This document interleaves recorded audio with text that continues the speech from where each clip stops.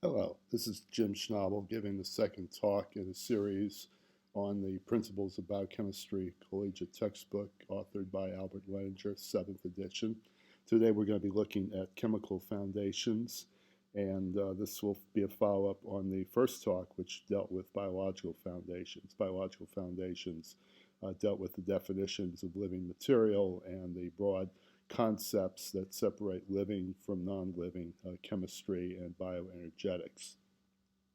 Today we're going to be talking about chemical foundations and the similarity between a variety of biochemical reactions that occur in a whole broad host and cross-referencing of biological systems. Particularly the elements that we'll be discussing derived from the periodic table have a preferential for low atomic number, low atomic mass, preferential presence, and this is helpful because they would be more apt to be more or less electronegative, and electronegativity of the differing atoms is what drives the entire bioreaction process, and we'll be discussing that as we go into the various pathways that occur in biochemistry.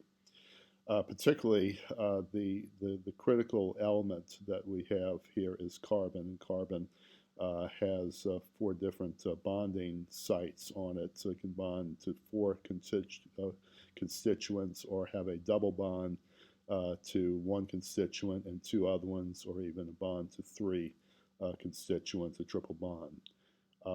This is very helpful, and if you note that the carbon atom is situated above silicon, and silicon has roughly the same broad capacity for reactions in the inorganic world, but we're not going to discuss that.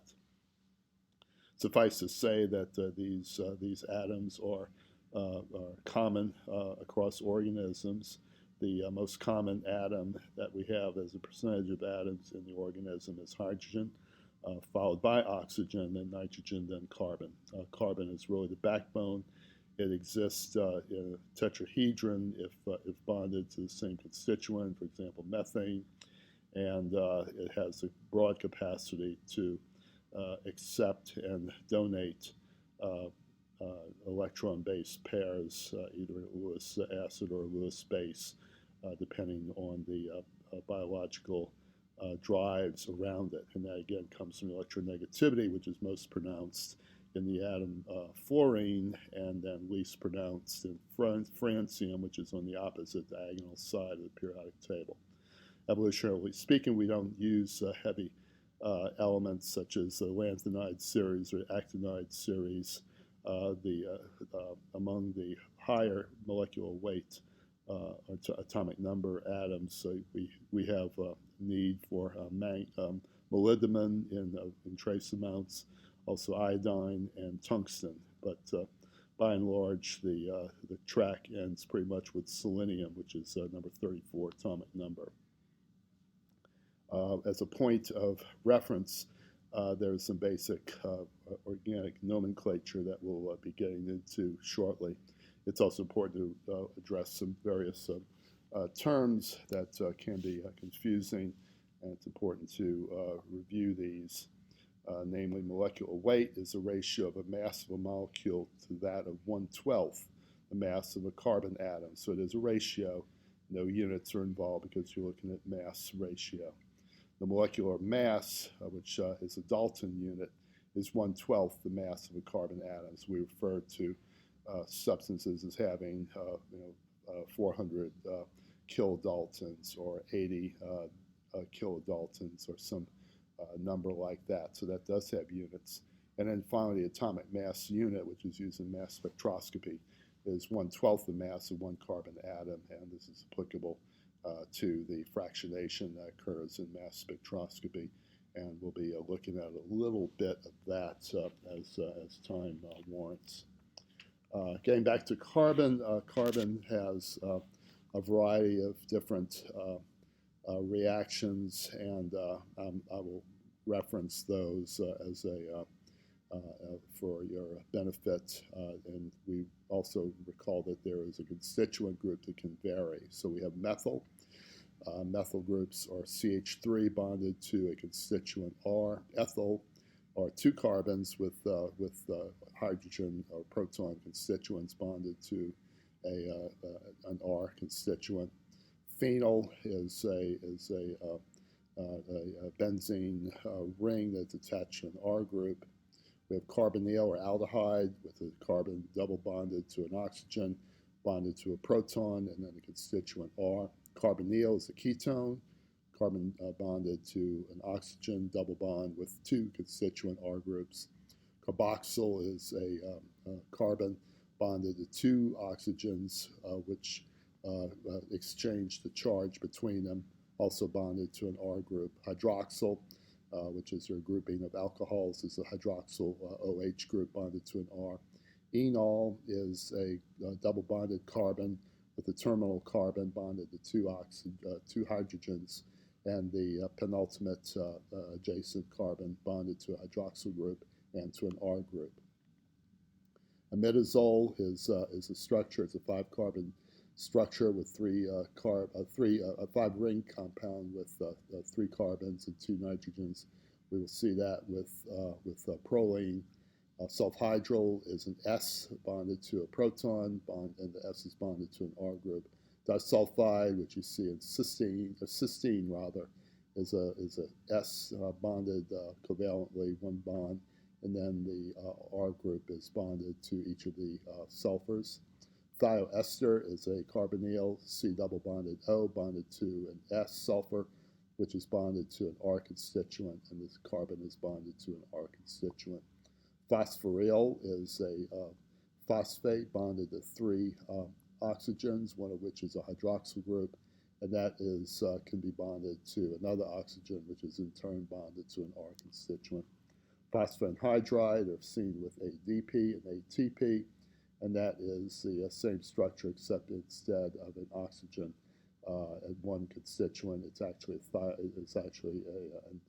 an anhydride ester, which is a high energy linkage. So it's a P double bonded to an O, and then bonded to 3 other oxygens, one of which is bonded to an R constituent, and then one of the O's is the anhydride linkage bonded to another phosphorus bonded to 3 oxygens, and one of the oxygens bonded to an R group. And then mixed anhydrides and guanidinium or other structures, which we will not really address. So with that, one organism that we can look at is E. coli, which is 70% water, 15% protein, 7% nucleic acids, 3% polysaccharides, 2% lipids, 2% subunits and monomers, and 1% ions. So regular organisms probably have much the same composition, probably about 70% water for all living organisms. They differ obviously in certain capacities. So as I said, form follows structure. This is incredibly important and one of the take-homes that I want to stress. And we talk about the structure of these carbon atoms that because they are bonded to in 4 different ways, we can talk about stereoisomers, which have the same chemical bonds, same chemical formula, but different configurations. So the constituent R groups are present at different locations. And if you take a constituent, a carbon, which is bonded to 4 different substances, and you put a mirror image on it, if the mirror image can be superimposed upon itself, we call these enantiomers, E-N-A-N-T-I-O-M-E-R-S. If you cannot superimpose them, then we call these stereoisomers, and those could not be superimposed. These are important because there is conservation in some biological pathways that the base organism, the base structure is maintained throughout the cycle. Referring specifically to carboxylic cycle, also called the Krebs cycle, and the constituent compound, acetyl-CoA, that goes in, and that's the same molecule that is metabolized over the course of the circuit. So the base structure remains the same. The enzymes that are involved in these processes have particular configuration recognition. So one form of a molecule is biologically active and the other one may not be. So sometimes you get a racemic mixture when you're synthesizing these, and you get equal molar concentrations of two enantiomers, and one of them is biologically active and the other one isn't. So maintaining biological activity in the process of doing a biosynthetic pathway is quite the achievement, and there are examples of that. When we talk about nomenclature, we talk about lowercase d with a dash followed by the name of the structure, or lowercase l with dash followed by the name of the structure, and this refers to the rotation of light to the right or left. What's particular about that nomenclature designation is that amino acids are D. They rotate light to the right. Another nomenclature issue that needs to be addressed is R and S rotations among chiral molecules. Chiral molecules have 4 different constituents. The R is Latin rectus, meaning right, and S is sinister, meaning left. And we're talking about the counterclockwise, which would be S, and clockwise, which would be R. So the way you do that is that you take the molecule in question with 4 different constituents. There has to be 4 different constituents. And you take the one with the lowest atomic number and you put that in the back. Usually that is a proton. So if you put the hydrogen molecule below the plane of the paper, and then you've got 3 other constituents you're looking at, and you rank them by atomic number. If 2 of the atomic numbers are the same, you go to the next atomic number in that structure. So if you have an oxygen, that would go to the top of the orientation. And if the second one is a nitrogen, for example, it would go to the right. But if you had 2 oxygens, then you would go to the next molecule. If one of them was a nitrogen, that would go to the top of the page. And if it was a carbon, that would go to the right. So if you put the highest atomic number up at the top, then the second highest would either be on the right looking at it, that is the R designation, or if it's on the left, that would be the S designation. So for example, if you had carbon with a proton hydrogen behind or below the plane of the paper, and it was bonded to an oxygen, a nitrogen, and a carbon, if the